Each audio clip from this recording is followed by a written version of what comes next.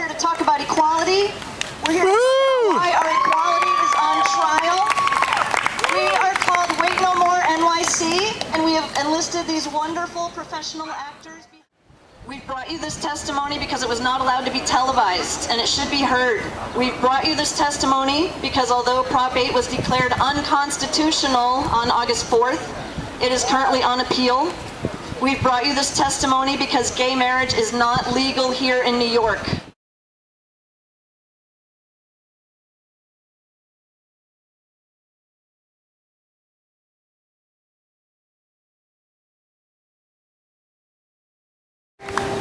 Hear ye, hear ye.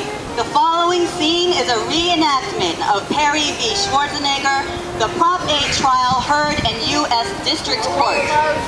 Plaintiff Kristin Perry, a gay Californian who was directly affected by the passage of Proposition 8, is under direct examination by the plaintiff's lawyer, Ted Olson. The plaintiffs in this case are two loving same-sex couples who just want to marry, just as any heterosexual couple in America has the right to do. Ms. Perry, are you a plaintiff in this case? I am. And what is your relationship with plaintiff Sandra Steer? Sandy is the woman I love, and we live together in Berkeley. So what's the composition of your family? Is it just the two of you? No. Sandy and I live together in Berkeley with our children. We have a blended family. We both brought two sons into our relationship, and Sandy's children are college age, and my children are high school age. When did you meet Ms. Steer? Sandy and I met in, I think, 1996, while we were both working at the same place. Describe how that relationship, I mean, again, in general terms, how did that relationship grow, and what did it grow into? Well, I remember the first time I met Sandy, thinking she was maybe the sparkliest person I've ever met. And I wanted to be her friend. And we were friends for a few years, and our friendship became more and more. It became deeper and deeper over time. And then after a few years, I began to feel that I might be falling in love with her. Did it work out that way? It did work out that way.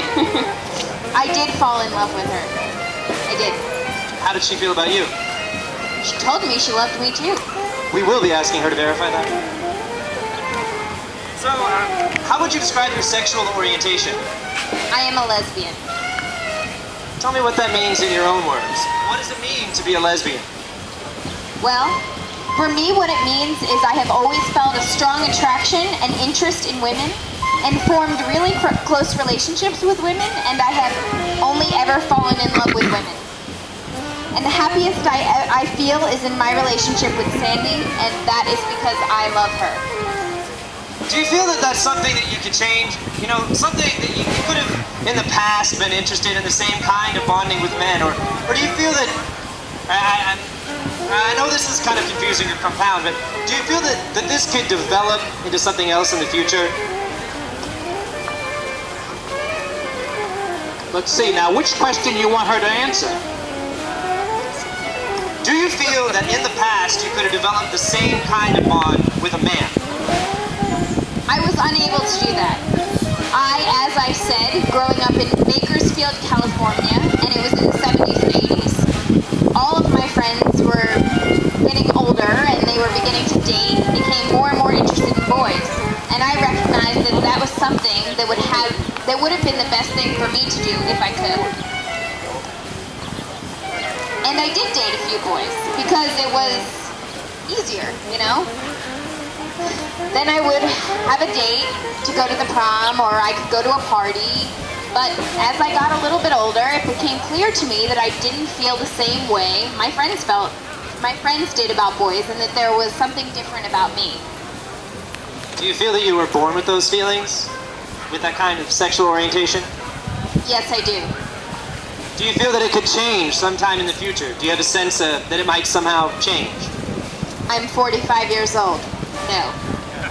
Why are you a plaintiff in this case? Because I want to marry Sandy. I want to have a stable and secure relationship with her that we can include our children in. And I want the discrimination we are feeling with Proposition 8 to end. and for a more positive, joyful part of our lives to begin. What does the institution of marriage mean to you? Why do you want that? Well, I have never really let myself want it until now. Growing up as a lesbian, you don't let yourself want it because everyone tells you you're never going to have it. So in some ways, it's hard for me to grasp what it would even mean. But I do see other people who are married, and I think it looks like is that you are honored and you're respected by your family. Your children know what your relationship is. And when you leave your home and you go to work and you go out in the world, people know what your relationship means. And so then everyone can, in a sense, join in supporting your relationship, which at this point I can only observe it as an outsider. I don't have any first-hand experience of what that must be like. Does it matter that the state is announcing that this is a relationship officially recognized by the state of California, this marriage? Yes. And is that part of something that goes into why you want this to happen for you? I want it to happen to me because I do everything else I can to make myself a contributing, responsible member of this state. And the state isn't letting me feel happy. It's not letting me experience my full potential because I am not permitted to experience everything I might feel if this barrier were removed. Did you and Miss Steer ever attempt to be married? We did. Tell us what happened, when that was, and exactly what was your experience. Well, it was around Christmas, and we live in a part of Berkeley that's sort of hilly, and we live near this big rock called Indian Rock. And if you get up high enough on it, and you sit there, you can see everything in the Bay Area laid out in front of you.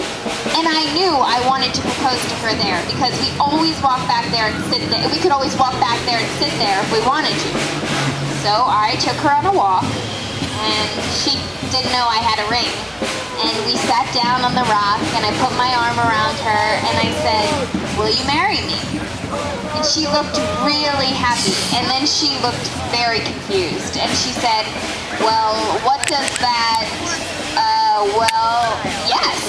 And then she said, "Well, what does that mean? How will we even do that?" And then we had to invent it for ourselves. We had to figure out what we had to do. So that was in December of 2003. So then what did you and, I'm just gonna call her Sandy. What did you and Sandy do then to invent that relationship you were hoping to have after you proposed? We started with basically trying to figure out what the day would look like to be married, and the place, and who we would like to have join us, and what we might say to each other. And as we were planning, and as we were in the midst of doing that, private family and friends ceremony planning, we learned that the city and county of San Francisco, they were permitting same-sex marriages. That was while we were in the middle of planning. That was in early 2004. That's correct. And you learned that in some way that the mayor of the city of San Francisco had authorized the issuance of marriage licenses and the performance of marriage in San Francisco. Am I stating that right? Yes. And that was in the early part of 2004. Yes. For us, it was February of 2004. And what? Did you act on that information? I did. Sandy and I were both reading about it in the newspaper, and we talked about whether or not we would go to San Francisco and to have this marriage, and then continue with our plans. And that's what we decided to do. So we made an appointment, and we went to City Hall. And we brought all of the boys and my mom, and we were married in City Hall. And how did you feel about that marriage coming about in the City Hall in San Francisco at the time? Well, as amazed and happy as I could ever imagine feeling. And I said a moment ago that I never ever let myself imagine it happening. So in some ways, the feelings I had were new to me. I didn't really know what they were, and I'm still confused by these experiences because they're not the ones that I haven't let myself want to feel them. So I have the sense that it's almost another worldly experience of like floating above the ceremony and saying, oh, that's me getting married, and I never thought that would happen. Did you then, after that ceremony, go forward with the private ceremony that you had planned? We did. We continued those plans because only a few, our kids and my mom attended the ceremony in City Hall. We wanted to continue with the other ceremony so that more people could come and we could see everybody. Did you have a party, ceremony, and exchange of vows? We did. We planned an afternoon in Berkeley where our friends and family joined us. We had a small ceremony, and then we all came inside and there was a big celebration. About how many people? There were 100 guests. And what month was that? It was August 1st. Of 2004? Yes. So after that, there was a decision, or was there a decision by a California court having to do with the ceremony that you entered into in the city of San Francisco City Hall? Yes. A few weeks after our August ceremony, the state Supreme Court ruled that the San Francisco weddings were invalid. So what was your reaction to that? Well, the part of me that was disbelieving and unsure of it in the first place was confirmed. That in fact, I really, almost, when you're gay, you think you don't really deserve things. So it did have this sense of, well, you know, I really didn't deserve to be married. Did you receive notification, official notification, that your marriage was null and void? Yeah. The city and the county of San Francisco sent us a letter after the ruling, and it was a form letter, and our names were typed at the top, and it said, "We are sorry to inform you that your marriage is not valid, and we would like to return your marriage fees to you. Would you like them in a check or donated to charity?" And so that's when we knew for sure we weren't married in San Francisco anymore. What feelings did that evoke, that experience? I'm not good enough to be married. Sometime in 2008, the California Supreme Court rendered a decision, I think it was May of 2008, that marriage could be obtained by same-sex individuals irrespective of sexual orientation. Do you remember that decision?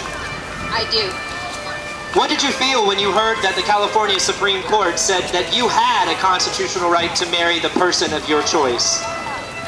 I was elated to hear it. I really was, and I know Sandy was too, because we talked about that ruling when it happened, and after we had known about it for a while, we started to hear our friends talk about their plans to get married, and we were so excited for them. And then, of course, we asked ourselves, would we get married again? And it didn't take more than really a few minutes for us to, it was anonymous, that we couldn't bring ourselves to do it again right then. The experience in 2004 we hadn't really recovered from it.